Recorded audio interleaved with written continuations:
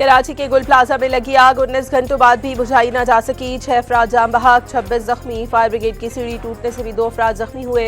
जाम बहाक एक ताजिर की नमाज जनाजा अदा। मुतादिद अफराद के इमारत में फंसे होने का खदशा। एक ही खानदान के 6 अफराद भी ताहाल लापता।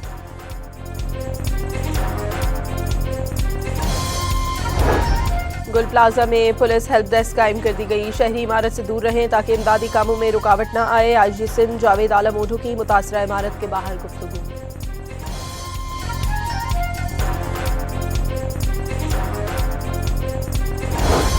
कराची के गुल प्लाजा में आग रात 9:45 से 10:15 बजे के दरमियान लगी। 1200 से ज्यादा दुकानें जल गई। अब तक 6 अफराद के जाम बहाक होने की तस्दीक हुई। वज़ीर आला सिंध को रिपोर्ट पेश कर दी गई। इंतजामिया हिफाजती इकदाम के लिए कि घर या दुकान का मुआयना नहीं कर सकती। इकदाम करना सबकी अपनी जिम्मेदारी है। सीनियर वजीर शर्जील नामेमन ने वाज़ेह कर दिया। इमारत की तामीर के वक्त ही हिफाजती इंतजाम देखे जाएं।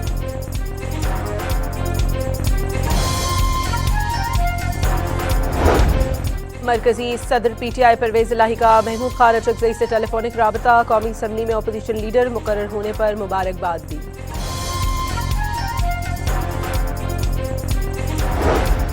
अमरीकी सदर डोनाल्ड ट्रंप ने पाकिस्तान को गाज़ा अमन बोर्ड में शमूलियत की दावत दे दी। तर्जुमान दफ्तर खारजा ने वज़ीर आज़म शहबाज शरीफ को दावत मिलने की तस्दीक कर दी।